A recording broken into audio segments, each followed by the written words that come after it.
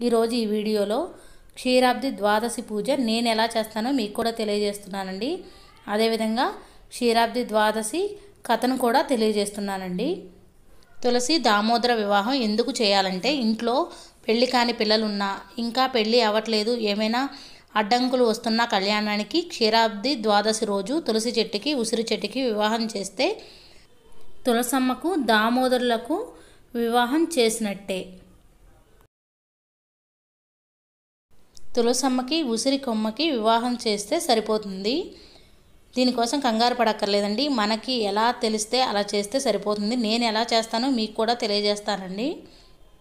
ముందుగా పూజ ఎక్కడైతే చేయాలనుకున్నామో ఆ ప్లేస్ని నీట్గా నీళ్లతో తుడిచి ముగ్గు వేసి ఒక పీటని కడిగి పసుపు కుంకుమ బొట్లు పెట్టి అలంకరించి పీటని పెట్టుకోవాలి. ఆ పీట మీద ముగ్గు వేసి ఏదైనా క్లాత్ వేసుకొని విష్ణుమూర్తి ఫోటో పెట్టుకోవాలండి. లక్ష్మీదేవి ఫోటో కూడా పెట్టుకోవాలి. విష్ణుమూర్తి లక్ష్మీదేవి కలిసి ఉన్న ఫోటో అయితే చాలా మంచిదండి. నా దగ్గర లేదు, అందుకని నేను ఈ విధంగా పెట్టాను. ముందుగా విష్ణుమూర్తికి బొట్లు పెట్టి పువ్వులను పెట్టాను. తర్వాత లక్ష్మీదేవి దగ్గర కూడా కుంకుమ బొట్లు పెట్టి పువ్వులు సమర్పించాను. తర్వాత కలశం పెట్టుకున్నానండి. కలశంలో పసుపు కుంకుమ అక్షంతలు 1 రూపీ కాయిన్ వేసి ఒక కొబ్బరికాయను పెట్టి జాకెట్ ముక్క పెట్టి కలశం పెట్టుకోవాలండి. ముందుగా పసుపు గణపతిని చేసుకొని స్వామి దగ్గర పసుపు కుంకుమ బొట్లు పెట్టిన తర్వాత పువ్వులు సమర్పించి ఒక తాంబూలం పెట్టుకోవాలండి.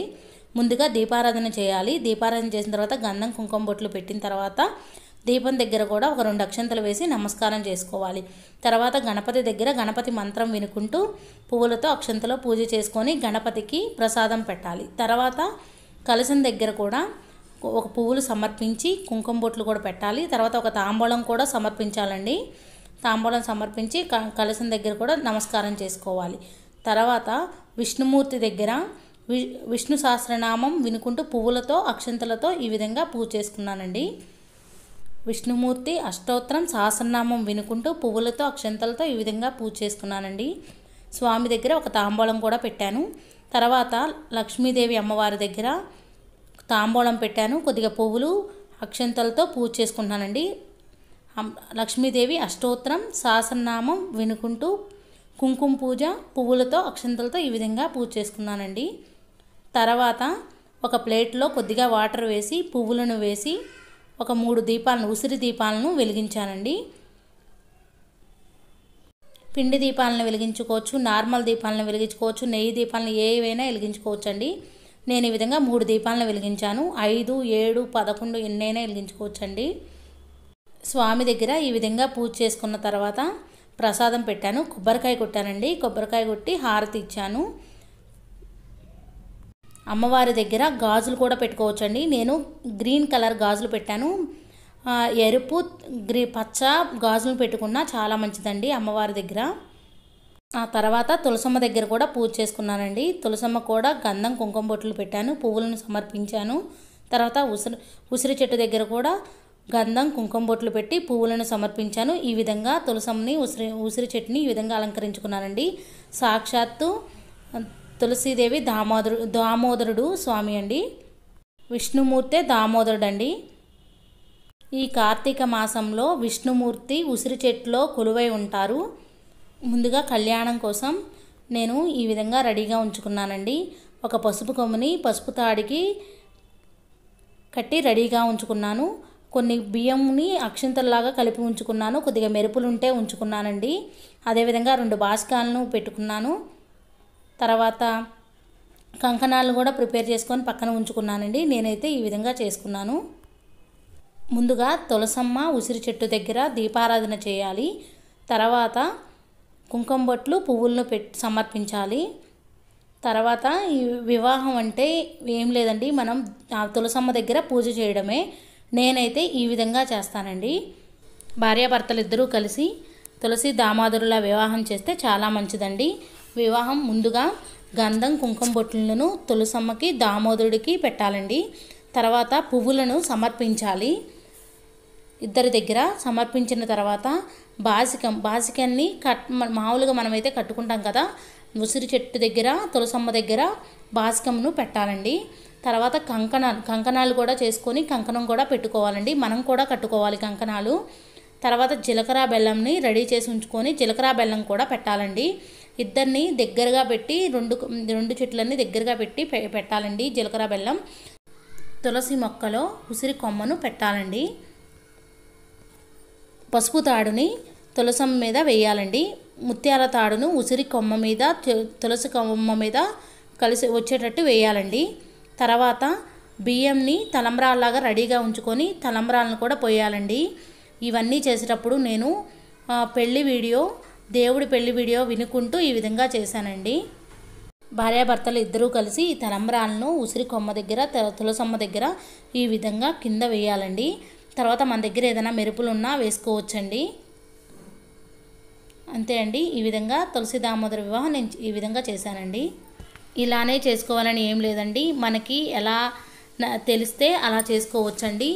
నార్మల్గా తులసమ్మ దగ్గర పూజ చేసుకున్నా సరిపోతుందండి.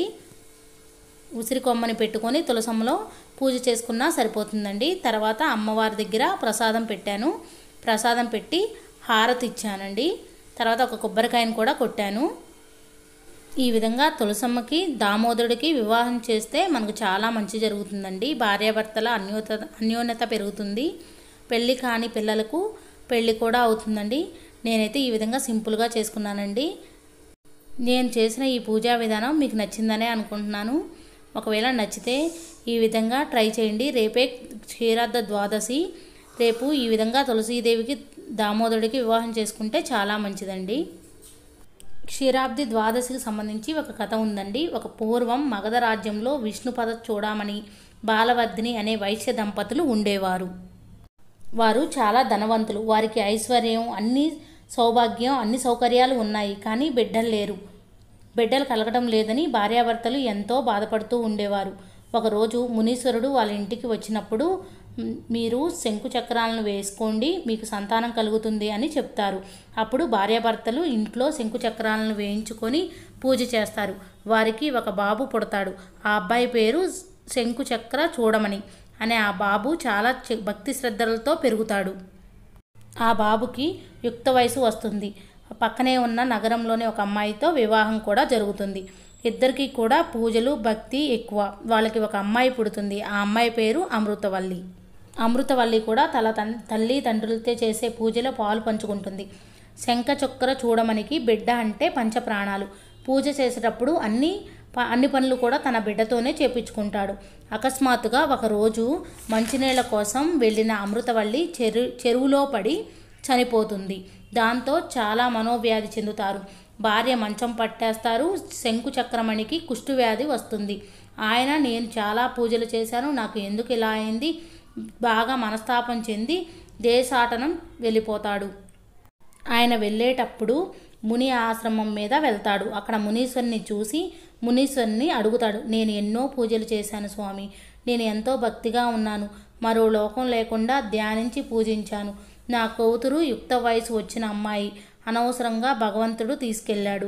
నాకేమో కుష్ఠవ్యాధి సంక్రమించింది. నా భార్యకి అనారోగ్యం సంక్రమించింది. నేనేం పాపం చేశాను? పూజలేగా చేశాను, ఎంతో భక్తితో చేశాను అని మునీశ్వరుడితో శంఖ చక్రమణి చూడమని వాపోతాడు. అప్పుడు మునీశ్వరుడు దివ్యదృష్టితో చూసి, నీకు తెలియకుండానే అపరాధం చేశావు. నీ బిడ్డ చెరువులో పడి చనిపోలేదు, నీ బిడ్డ కావాలని చెరువులో పడి చనిపోయింది అని చెప్తాడు. అప్పుడు ఆశ్చర్యం పొంది, నేను పూజలు చేశాను, నేనేం చేశాను, నువ్వు పూజలు చేశావు, భక్తిలో మునిగి నీ బిడ్డ యుక్త వయసుకి వచ్చింది అనే విషయమే మర్చిపోయావు. తనకు వివాహం చేయాలనే విషయం నీకు గుర్తు రాలేదు. నీ కూతురు నీతో చెప్పను లేక జీవితం మీద విరక్తి చెంది చెరువులో పడి చనిపోయింది. అందుకే ఇలా జరిగింది.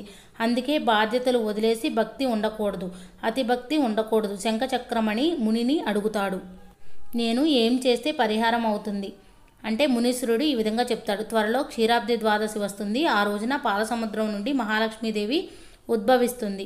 అలానే మహావిష్ణువు నిద్ర నుంచి మేల్కొంటారు. ఆ రోజున మహాలక్ష్మీదేవిని నీ కూతురుగా భావించి, విష్ణుమూర్తిని అల్లుడుగా భావించి వివాహం చేయమని చెప్తాడు. ఇలా చేస్తే నీ దోష పరిహారం అవుతుంది.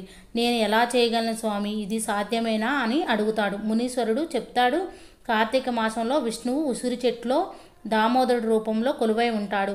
అలానే లక్ష్మీదేవి తులసి మొక్కలో కొలువై ఉంటుంది. తులసి ఉసిరి వివాహం చేస్తే సాక్షాత్తు తులసి దామోదరుల వివాహం చేసినట్టే. శంఖ చక్ర చూడమని తన ఇంటికి వెళ్ళి భార్యతో చెప్తాడు. క్షీరాబ్ది ద్వాదశి రానే వస్తుంది. ఆ రోజున తులసి కోటలో ఉసిరికొమ్మని పెట్టి వివాహం చేస్తారు ఇద్దరూ కలిసి. తన దగ్గర ఉన్న ధనం పేదలకి పంచిపెడతాడు. ఆ తర్వాత ఆయన మంచిగానే అయిపోతాడు. ఇదే అండి తులసి దామోదరుల కథ. తులసి దామోదరులకి ఈ విధంగా వివాహం చేయడం వల్ల భార్యాభర్తల అన్యోన్యత పెరుగుతుంది. అదేవిధంగా కుటుంబ కలహాలున్నా తొలగిపోతాయి. వివాహం కాని పిల్లలకు కూడా వివాహం త్వరగా అవుతుంది. ఈ విధంగా చేస్తే మనకు చాలా మంచి జరుగుతుంది. ఈ వీడియో మీకు ఎంతో కొంత యూజ్ అయిందని అనుకుంటున్నాను, నచ్చిందని అనుకుంటున్నాను. నచ్చితే లైక్ చేయండి, షేర్ చేయండి, కామెంట్ చేయండి friends. Thank you for watching. Bye అండి.